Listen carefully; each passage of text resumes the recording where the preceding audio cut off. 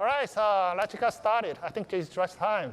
So my name is Huaming Qian. I work for Red Hat at the CTO's office, and I see some of the familiar faces. We met last time at Sydney. So this is going to be updates, and as well as some of the latest developments with Kubernetes storage and OpenStack integration. So last year, some of you already heard about this. So we did quite some work with John, who also happened to sit in here, with the OpenStack Cinder and Kubernetes storage or integration.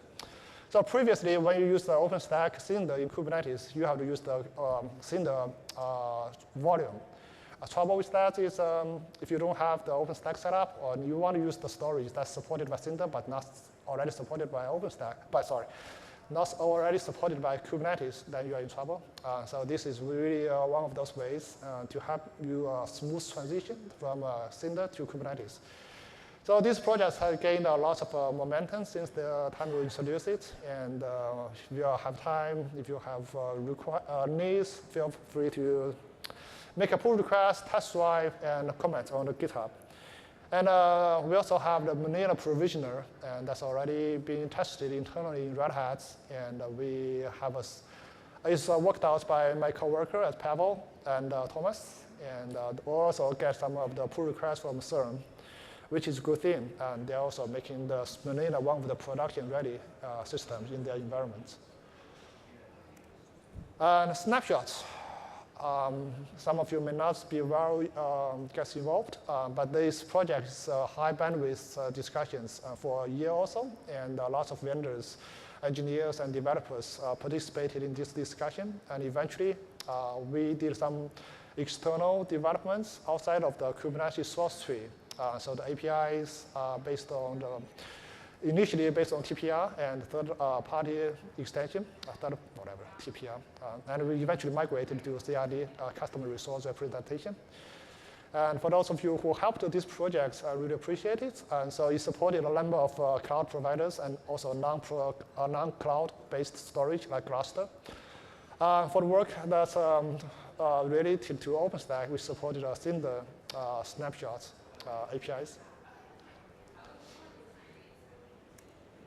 And a volume resize, one of those features that went into the Kubernetes 1.9. And how it works so far is if you want to have a PV and PVC before the 1.9 release, and if you want to have change the size of the PV and the PVCs, you are not able to do that because the size, the capacity is immutable. But since 1.9, you have the volume resize feature, and then you can make the size as first-class citizens in the PV and PVC, and there's an internal entry controller that can update the PVs once you want to make a request update to the capacity, and you can get the volume extended. In the initial delivery, the resize is offline, meaning that the PV and PVC cannot be attached to a volume and cannot be attached to a node. You can only do offline extension, and extension. The truth is you cannot do file system resize. You can extend the backend storage, but you cannot extend the file system. The plan for the 1.11 is going to do the online resize, meaning that if you want to have the PV and PVC take effects right away on the node and without any change to the container, there's going to be some background work in the Kubernetes that's to use the FS resize. And you can just get the file system extended right away. That's going to be a big improvement in terms of usability. One was a volume resize. It supports many of the entry volumes, the block volumes, and RBD, AWS EBS, and Google PD, as well as the Cinder supports resize. The big topic is about CSI. So as you know, the Kubernetes storage volumes, most of them are in tree, meaning that the source tree has the volumes, and you have to compile the source tree to get the volume. That's really inconvenient. If you have your fantastic driver, storage driver, and one of those, the Nimbus drivers, they always stay out of tree, sorry for that. And the gate was closed to release it. Not the CSI Miami. It's not the detective story. It's the container storage interface There was a better name. There's a container volume interface, but I thought that was a trademark issue. But yeah, yeah, storage. It's a CVI. Used to be. So the idea is that previously you have only used the flex driver, flex volume driver. So that gets a lot of complication in terms of. I think most people worry most about the flex is whether that is officially supported. The word, I think, officially, but you don't have to quote on me, is supported. And the CSI is the successor. So the CSI have a number of advantages. The multi-vendor supports. You can work CSI in Kubernetes, Mesos, and probably also Cloud Foundry. And also, I think Docker as well, Docker Swarm, whatever. It should also support it. And the interface is being designed collaboratively. There's a CSI upstream spec work group. You can join the group, working group, and vet your concerns, your suggestions, your big ideas, and you can make your impact over there. Right now, I think the CSI spec is a 2.0 release. And there's a lot of things changing if you are using a 1.0. That was the version supported by Kubernetes 1.9. So what I'm talking about is what the relevance to Cinder. This is also a call for action. So the Cinder driver right now sitting in the Kubernetes CSI repo. It was developed by an engineer from Huawei, but I don't think it's well maintained so far. It was last time I checked was 5 months ago. 5 months ago, last time. So it could be even more than that. There's no pickup for the 2.0, CSI 2.0 spec. There should be a lot of follow-ups if you closely watch what happens to Kubernetes and OpenStack. There could be a lot of extensions to the driver itself, and also testing. Whatever you think that is necessary. The next step is we have to make sure the features that's in the latest CSI spec can happen in the CSI, the Cinder CSI volume driver. So we did move that driver is now just an illustration. We actually moved development into the Kubernetes cloud provider OpenStack. Oh, okay, the external provider. Okay. So it is there. Okay, so I'm going to make a revision to make a big announcement. That's actually better. I was not quite watching my emails nowadays, so. Well, it's kind of not a good place for it because it's not supposed to be a Kubernetes specific. Yeah. So, it is actually make a big sense if you can host it in an OpenStack-centric repo. But maybe the next time we can just make announcements, deprecation announcements as the Kubernetes CSI driver. Yeah. And I think maybe you also have the Manila driver over there, more or less. Some promotion about SafeFS and RBD drivers, CSI drivers, for those of you who have been watching these projects. And we're actually doing some very good works on the Ceph side. If you are using Ceph, RBD, and SafeFS, we have drivers over there. And I think the gentleman who is working on the Manila driver also, he had actually a big chunk of contribution to the SafeFS CSI driver.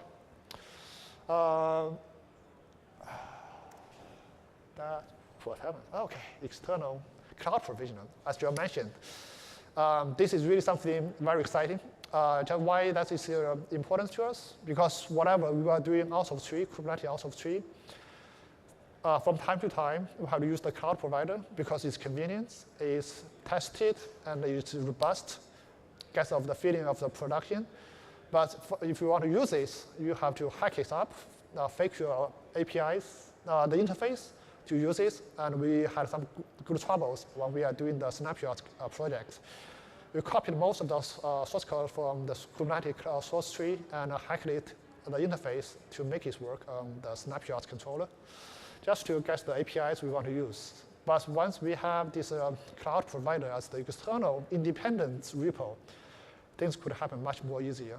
And that is actually being supported by the good folks at X Teams. Yes, John.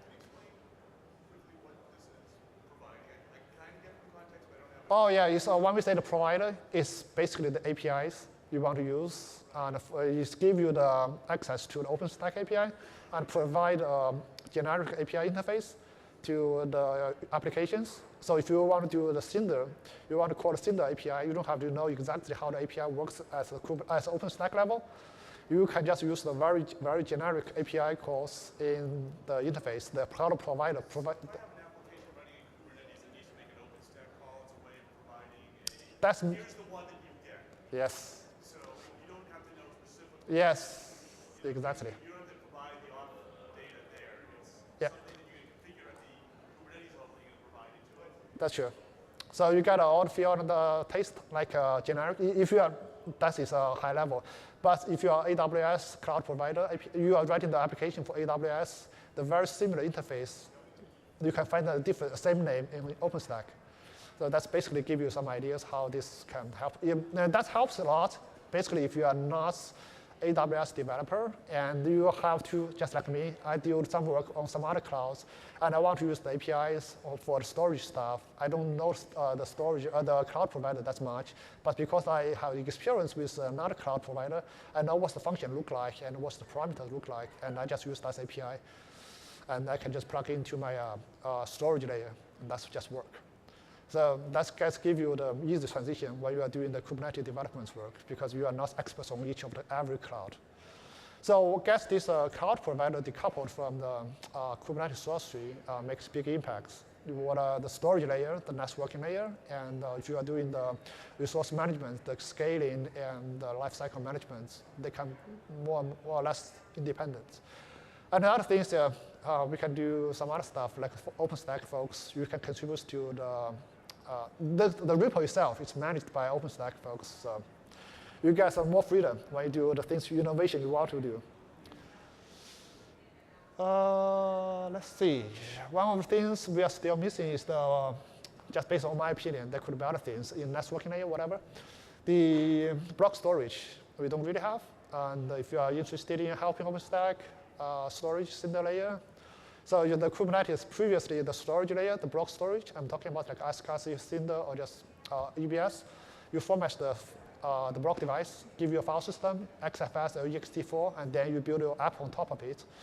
But if you are building something like you want to build your own fantastic database service, you want to build your own storage service, you don't want to have a file system on the block device.